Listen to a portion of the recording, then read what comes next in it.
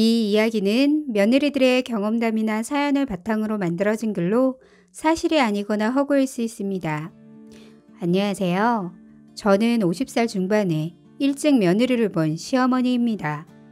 아들이 결혼하면 좀 편할 줄 알았는데 며느리로 인해 또 다른 문제가 생기니 요즘 참 골치가 아픕니다. 저도 한때 며느리 입장에서 살아봤기 때문에 예전 저희 시어머니를 보며 난 나중에 며느리가 들어와도 절대 저런 못된 시어머니는 되지 말아야지 하고 굳은 다짐했었습니다. 그래서 전 얼마 전까지만 해도 제 며느리에게 좋은 시어머니가 되고자 열심히 노력하고 있었는데 이젠 며느리의 본심을 알고 나서부턴 다 물거품이 되어버렸네요. 아들 결혼하고 얼마 후 며느리에게 갑자기 휴대폰을 빌릴 일이 생겨 빌렸는데 아들 전화번호를 찾다 못 찾겠어서 며느리가 통화한 목록을 보게 되었습니다. 통화 목록엔 사랑하는 우리 자기, 우리 엄마, 우리 아빠, 시애미, 시애비 이렇게 통화 목록들이 쭉 보이더라고요. 혹시나 싶어 시애미, 시애비를 봤더니 제 남편과 제 번호였습니다. 그걸 보니 얼마나 화가 나던지 그 자리에서 며느리에게 한마디 하고 싶었지만 혹여라도 그동안 좋았던 사이가 틀어질까 아무 말도 못하고 참으며 모른 척 했습니다. 그리고 집에 가서 도대체 우리 부부가 며느리에게 뭘 잘못했기에 그렇게 저정해놨을까 생각해봤지만 도저히 답이 안 나오더라고요. 며느리랑 사이가 안 좋았다면 이해라도 하겠습니다. 우리 며느리는 자청해서 저희한테 엄마 아빠라고 살갑게 부르며 애교도 많이 떨어주고 저희 집에 오라고 부르지 않아도 알아서 주말마다 자주 와 자고 가기 때문에 전화나 잔소리 한번 따로 하지 않았네요. 그렇게 무작정 이쁘고 딸 같던 며느리였는데 저도 사람인지라 그걸 본 후부터 며느리를 다른 눈으로 다시 보기 시작했습니다.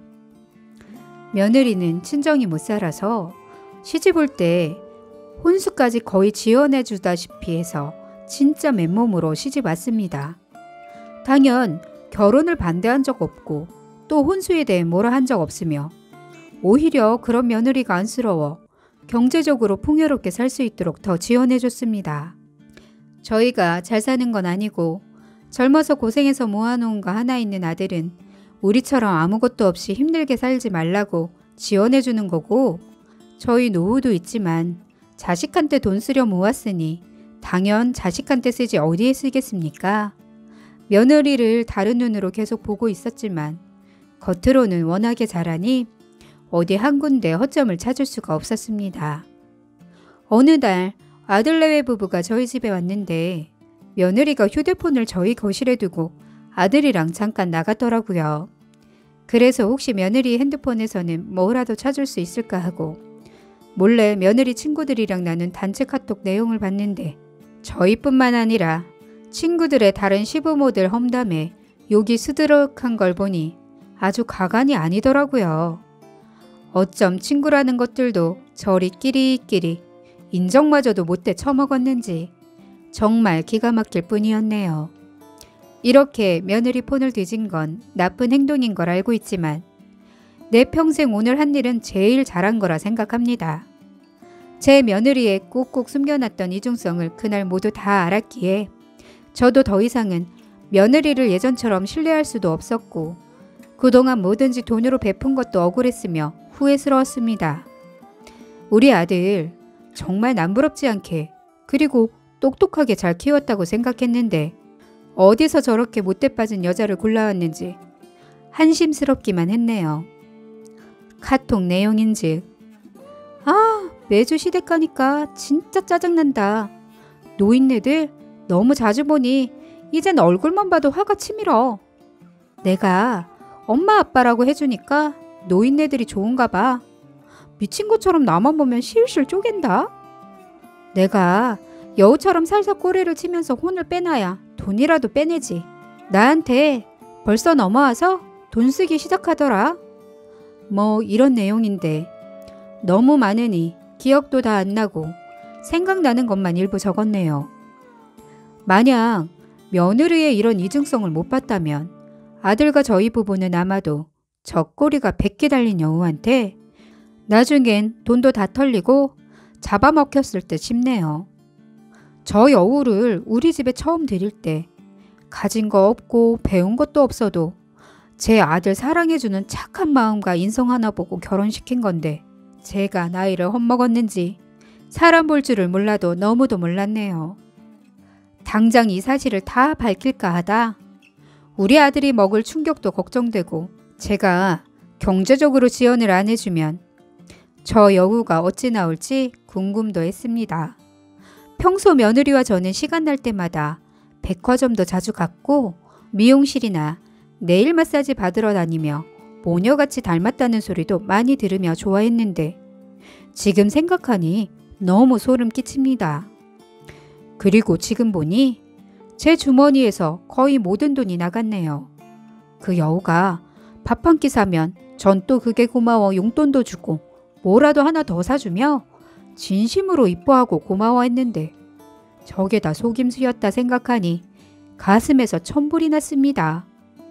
나갔다 오더니 여우가 저에게 엄마가 해주시는 맛있는 밥 또 먹고 싶어요 하며 혀짧은 소리를 하길래 오늘은 이 엄마가 컨디션이 별로 안 좋으니 우리 며느리가 해주는 맛있는 밥 한번 먹어보자 했더니 얼굴 표정이 싹 변하네요. 그동안 제가 버릇을 정말 잘못 들인 게 뭐든지 이뻐서 해주다 보니 시키지도 않았을 뿐더러 저렇게 대놓고 싫어하는 표정을 한 번도 본 적이 없었기에 저 역시 너무 당황스러웠습니다. 그날 며느리한테 밥 얻어먹었냐고요? 아니, 못 얻어먹었습니다. 며느리 저도 처음 당해본 거절이 황당스럽고 기분이 언짢았는지 얼굴에 싫은 티를 잔뜩 내더니 제 아들에게 급한 일이 생겼다고 하며 그냥 가네요. 그 이후 며느리가 저보고 뭐 사러 어디 가자 밥 먹자 해도 다 거절했고 괘씸해서 상종도 안 했습니다. 저는 아들 부부가 저희 집에 와서도 공주마마 대하듯 앉혀놓고 상 차리면 와서 이거 먹어라 저거 먹어봐라 했는데 이젠 다른 집 며느리들처럼 상 치우기며 설거지도 시키고 과일 깎기, 커피 타오기까지 뭐든 시켜 먹었습니다. 당연 저희 아들한테도 시키고 말입니다. 그 여우 뭐 시킬 때마다 표정이 내가 이거 왜 해야 해? 이런 식의 뚱한 표정을 짓지만 전 사정 봐주지 않고 서둘러 하라고 지시합니다. 마지못해 마무리를 짓고 또 표정은 딱딱히 굳어 지 남편 보고 본인 집으로 빨리 가자고 재촉을 하더라고요. 이런 며느리의 본심을 알고 나니 이젠 아들 부부가 저희 집에 오는 것도 전혀 반갑지 않고 모든 게 싫어서 아들을 불러 앞으로 우리 집에 너무 자주 오지 말고 너희들끼리 알아서 살라고 했습니다. 그리고 저도 카톡은 자주 하지만 핸드폰 기능에 대해서는 익숙치가 않아 아들에게 메시지 같은 걸 오래 보관할 수 있는 방법을 물어보니 캡처라는 걸 알려주며 제 남편이 바람났냐 이렇게 물어보는데 정말 한 대 취업해주고 싶었네요. 네 마누라가 너무도 못돼 처먹은 짓을 해서 증거를 남기려 한다. 사실대로 다 말하고 싶은 거 꾹 참고 남의 핸드폰에서 제 폰으로 캡처해 옮기고 증거가 남지 않도록 지우는 법까지 꼼꼼하게 배워두었습니다. 불쌍한 놈, 네 앞길이 이걸로 인해 불행해질 수도 있는데 말은 못하고 속으로 너무 안타까웠습니다. 며느리 그날 저녁 바로 전화와서 엄마, 요즘 왜 그러세요? 우리 때문에 많이 힘들었구나. 미안해요. 그런데 이번 휴가 때 우리 부부 아이 가지러 외국 한번 나갔다 올 건데 돈이 모자라는데 혹시 보태주실 수 있어요? 이러는데 진짜 옆에 있었으면 이 여우 깃방망이 한 대 갈겨주고 싶었습니다. 예전 같으면 우리 손주 생길 수 있는 절호의 찬스이니 기쁘게 오냐 오냐 다 퍼졌겠지만 지금은 뭔 지랄로 쓸데없이 외국까지 나가서 애를 가지려 하는지 지랄 자빠지는 소리로밖에 안 들리더라고요.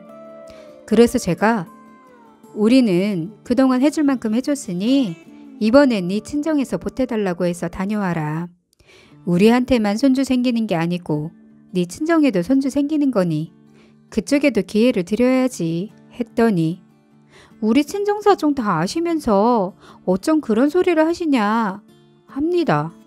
제가 요즘 갑자기 변했답니다. 얼마 전부터 느낀 거지만 본인을 대하는 태도가 변했다고 서운하다 하네요. 전 핑계대느냐, 다시 갱년기가 온 것 같아 요즘 통도 잠 안 오고 많이 힘들었다 했더니 이번 주 주말 저에게 문보신해주러 또 우리 집으로 오겠다네요. 전 기대해보마 하고 전화 끊고 아들한테 전화해 이번 여름휴가 어디로 가니? 물어보니 아무렇지 않게 응, 장인장모 모시고 함께 해외로 나가기로 했어. 이러는데 정말 뚜껑이 제대로 열리더라고요.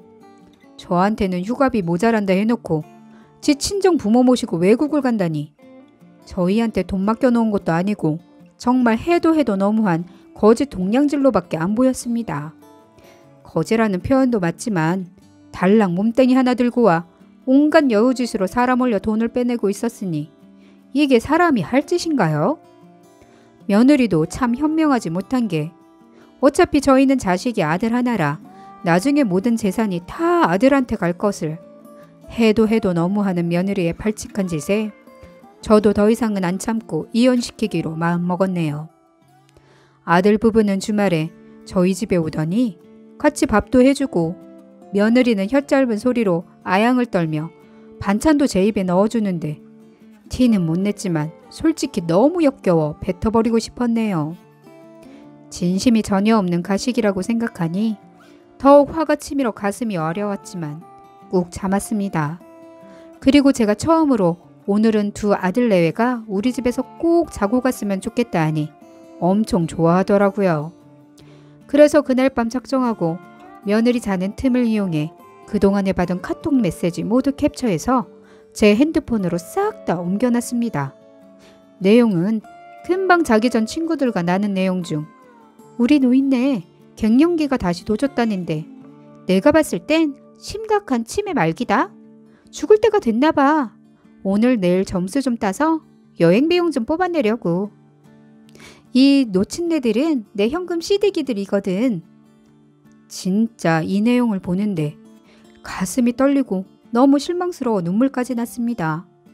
그리고 혹시나 며느리 폰에 제가 아직도 CM이라 저장되어 있는지 찾아보니 이번엔 갱년기 CM이라고 저장돼 있네요. 더 이상은 뭘 어찌해 볼 도리가 없겠죠? 그래서 월요일 제 남편과 아들 회사가 있는 틈에 그동안 며느리가 그 친구들과 나눈 캡처 메시지 60개 정도를 두 남자들에게 다 보내줬습니다. 그리고 아들에겐 더 이상 꼬리 100개 달린 여우의 꼬임에 속지 말고 정신 차려라 이렇게 메시지도 보냈습니다. 아들이 앞으로 어떤 선택을 하든 그 선택을 존중하며 따르겠지만 전 앞으로 그 여우는 저희 집에 한 발도 들일 생각이 전혀 없습니다. 그래도 불행 중 다행인 건 지금 아들 살고 있는 집이 제 남편 명의의 대출 없는 5억가량의 아파트였는데 아들 결혼 후 며느리가 나서서 본인 남편으로 명의 변경해달라 했는데 우스갯소리로 손주 하나 낳아주면 그때나 돌려주겠다 약속했었습니다. 솔직히 전 빨리 해주고 싶어 안달이 났었지만 제 남편이 바빠 계속 미루고 있었는데 아무래도 하늘이 도우신 듯합니다. 제 아들한테 아무것도 없어봐야 며느리가 하고 있는 지금 이 사랑이 진심인지 아닌지는 나중엔 알 수도 있겠죠. 만약에 이번에 그 여우가 우리 집에 끝까지 붙어 존재한다면 전 앞으로 한 푼도 쓰지 않을 것이며 제 풀에 꺾여 나가 떨어지게 모진 시집살이를 시킬 생각이네요. 그리고 제 평생 착하고 어진 시어머니가 꼭 되겠다 다짐했었는데 어쩔 수 없이 제 돌아가신 시어머니와 같은 길을 가게 되었네요. 제가 이런 나쁜 시어머니 노릇을 하지 않도록 제발 제 아들이 현명한 판단을 해주길 바라봅니다. 끝까지 들어주셔서 감사합니다.